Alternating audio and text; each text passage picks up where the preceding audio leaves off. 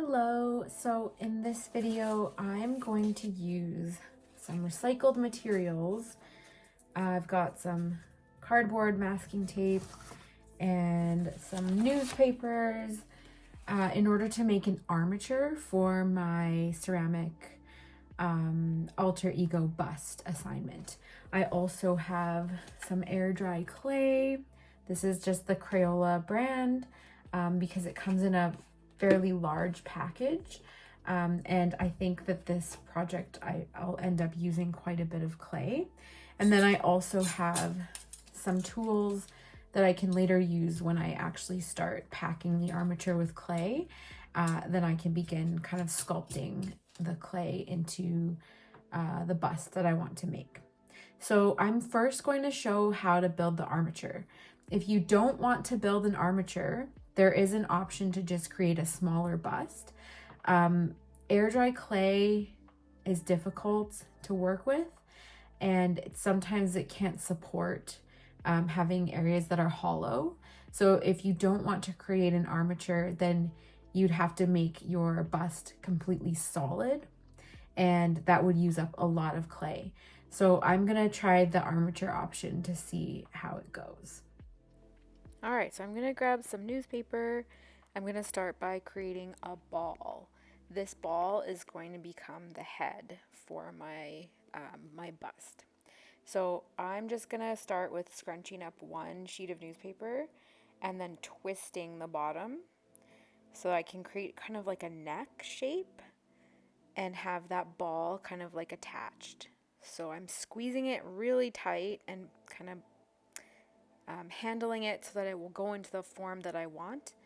And then I'm going to use my masking tape to hold it in place. So if I were to let that go, it would just go back into a newspaper form, and I want it to be sort of in a ball. So I'm going to start here, and then if I want to add more paper to increase the size of the head, I can do that. Speeding up the video now as I tape that into place, get it how I want it. So now I have the round ball shape and I have the long kind of skinny neck shape. What I need to do is I'm going to cut out a piece of cardboard, which is going to act kind of as like the base, which I can attach this head and neck to. So I'm just going to make a perfect circle using this roll of tape. It's probably not going to end up being a perfect circle, and I can cut this later on once I kind of build the shoulders using the newspaper too. But I'm starting out with a circle just because it's a nice place to start. So let's speed up the video while I cut this out. Alright, so I have that cut out. Now I realize that the newspaper neck is probably not going to be strong enough to hold up, to support like the eventual weight of the head. When I start to pack clay onto it, it's going to become heavier than it is now. So I'm going to use this cardboard paper roll, and I'm cutting it so that it can be a little bit thinner than what it currently is. I'm going to just wrap that around the kind of neck shape that I've created. I'm going to tape it in place. So then this is going to allow me to nicely and easily tape this head to my base. So I'm going to secure that all with tape, and while I do that, we're going to fast forward the video.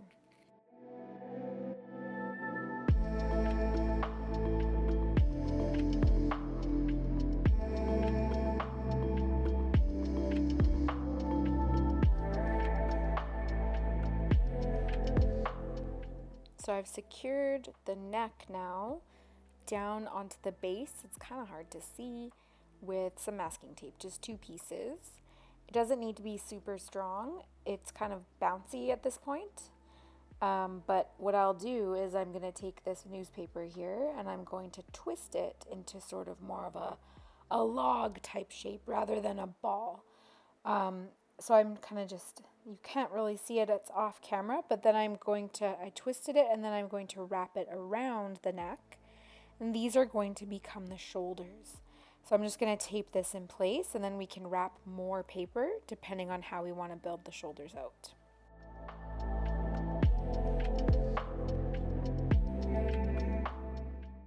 Okay, so I have now wrapped a second piece around the back, And I'm kind of matching it with that circle that I cut out of cardboard.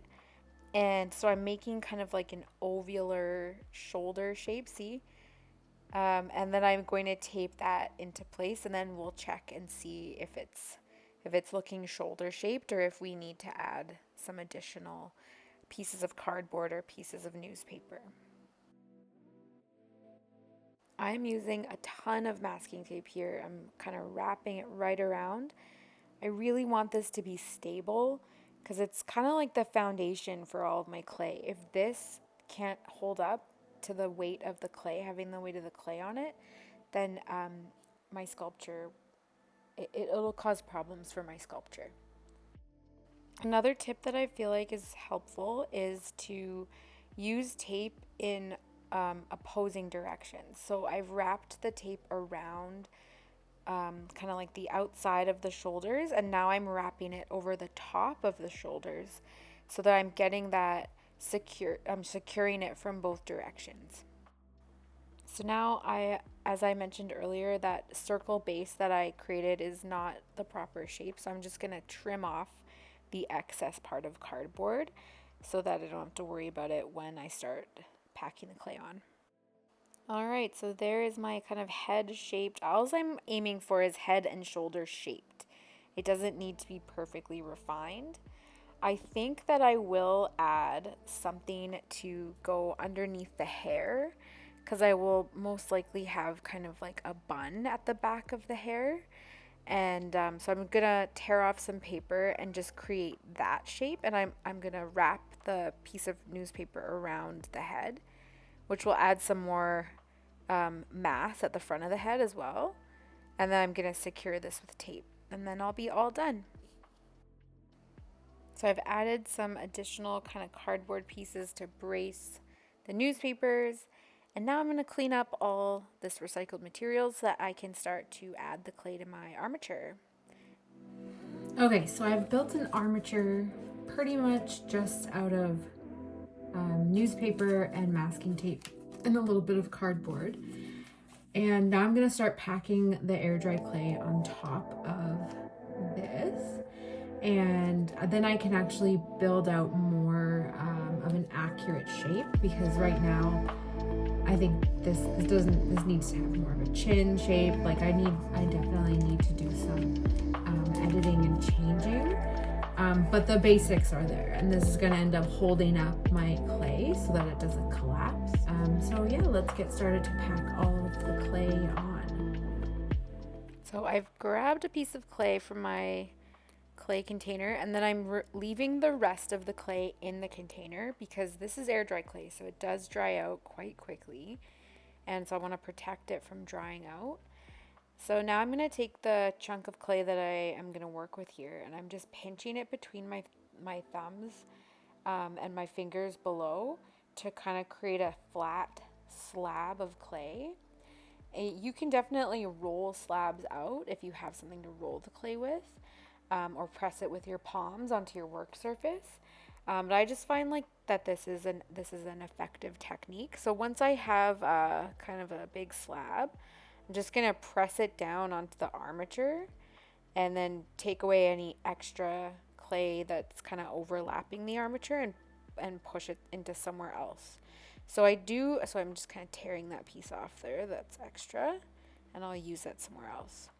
So I do want to make sure that it's quite tight onto the newspaper there, so that it doesn't have the opportunity to like wiggle around or to dent inwards after, because that's the worst if you start to sculpt something on top of this layer and then it's not stable.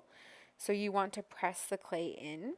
And at this point I am not caring about any of the cracks or anything like that. I'm just going and pushing the clay in. I can do kind of like a rough smooth. That's kind of doesn't really make sense, but I can do like a basic just smooth out of the pieces to join them together so that they're not completely separate. So that's what I'm doing here with the back of a plastic spoon. I'm just kind of smoothing in those two pieces together so that there's no longer a crack or a space in between them. But I'm not like taking water and smoothing it out and making it perfect because there'll be time to do that later on.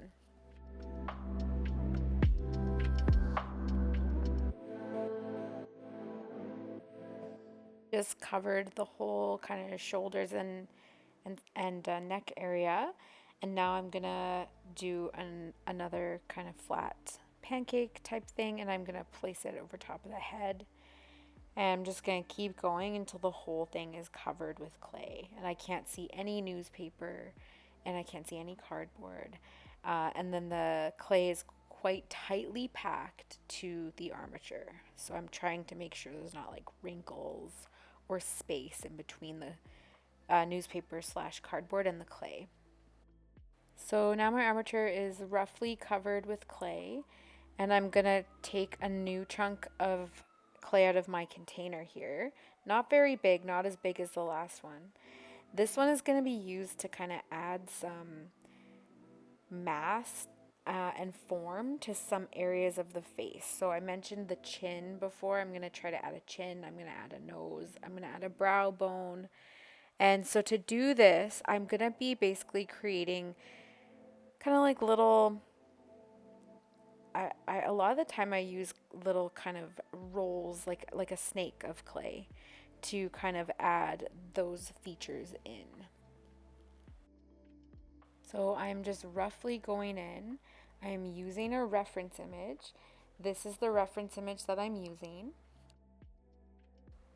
I have this image open on my computer in front of me, and I'm just kind of using it to figure out which areas, because currently I just have a flat oval for a face basically.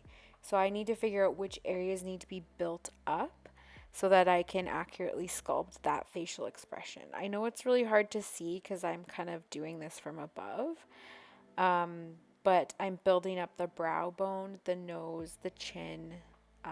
I could look at the cheeks to see if they need to be built up, like a cheekbone. Think about the skull as you're building, and try to think about how that impacts what's underneath the skin. I had to take a break from sculpting, so I placed a plastic bag on top of my sculpture. This is where I ended off with last time, where I was kind of adding those coils to the face.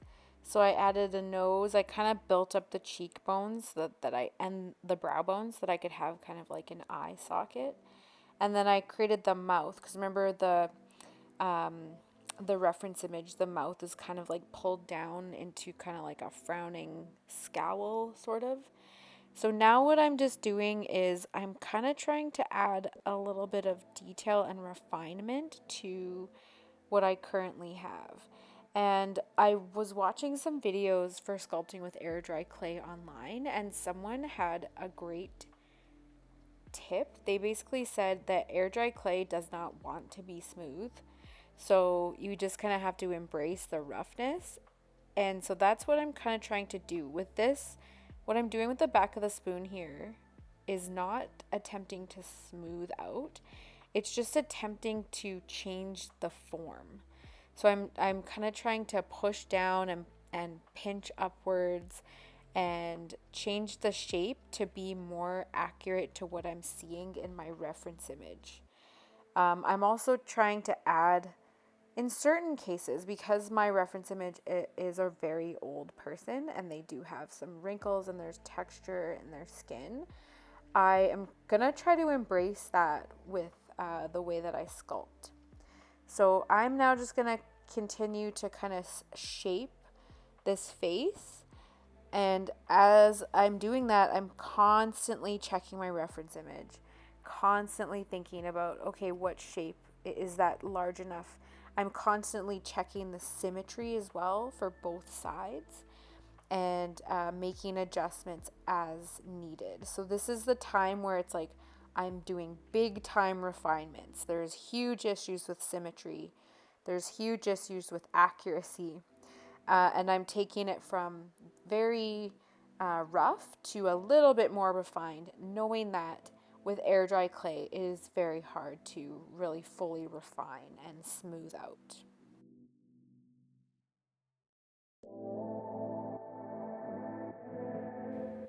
All right, so I'm going to show you the result of probably like half an hour of work. So I've kind of pinched up the brow bones. I've kind of made the mouth into the shape that I want it to be. And I've got the eye sockets in there pushed down so I can add some eyes in. And I am really going for the exaggeration in this. So I'm exaggerating the features a lot. So this is after building out some more of the wrinkles and the face.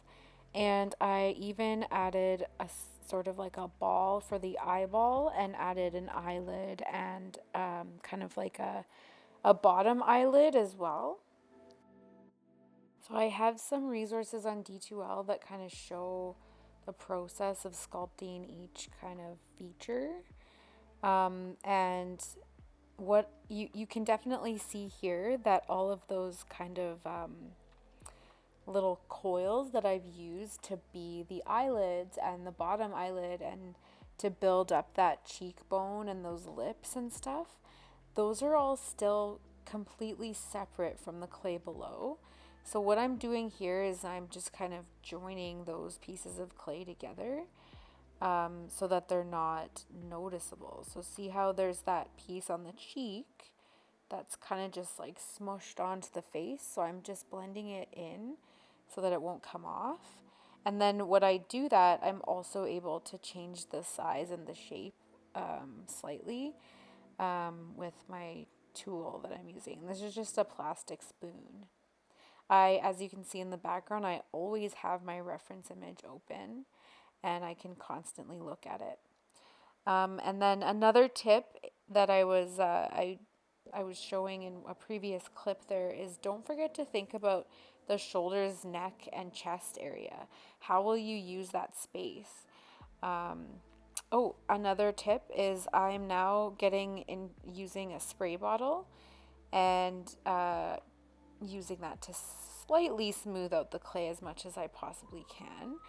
Knowing that I don't want to put too much water into the clay. But I have been working for a while and it is starting to dry out on me.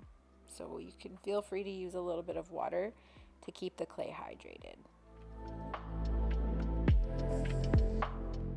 So now that I have a lot of the main forms sculpted pretty accurately as I may get with the air dry clay. And I've very greatly exaggerated the features, which is great because it kind of makes the portrait more impactful, more emotional, I guess. And now I'm going to use a smaller tool. So I'm using a toothpick now to kind of add in some of the texture of the skin and the hair.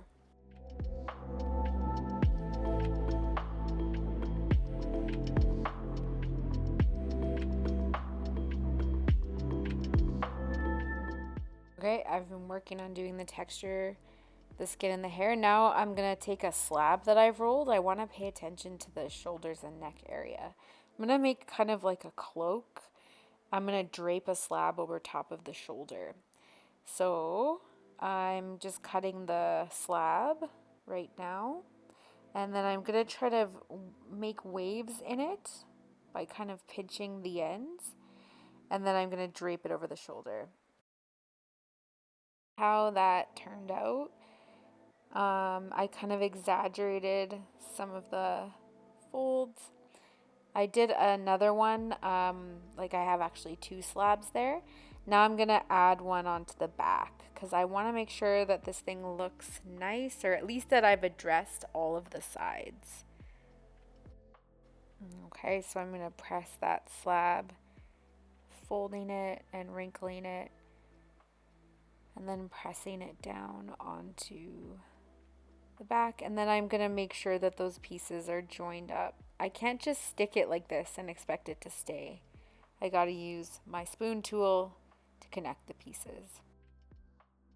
And here's kind of what I ended up with after sculpting for probably about an hour and a half, plus the time to build the armature. And so I'm just kind of leaving it pretty rough, knowing that air dry clay, that's just how it is. And this is how much clay I ended up using up. I could probably spend some more time refining this. I've let it dry for a day without the plastic bag on it. And I could potentially spend some more time refining. With the air dry clay, it is quite hard to make it perfectly smooth. But I could kind of refine maybe some of the features by slightly scraping down or kind of like pinching upwards. But I think right now the forms are pretty much like done and ready to go. And I will, after maybe doing some refining, I will let it dry. It's probably going to take several days to dry. I'm thinking like 4 days. And then once it's dry, I can paint it. So that is it. I hope that it was helpful to sort of see the process to get started of how to make the armature and how to pack the clay on, and then how to sculpt the rough features and then refine them a bit. So that's it. Thanks for watching.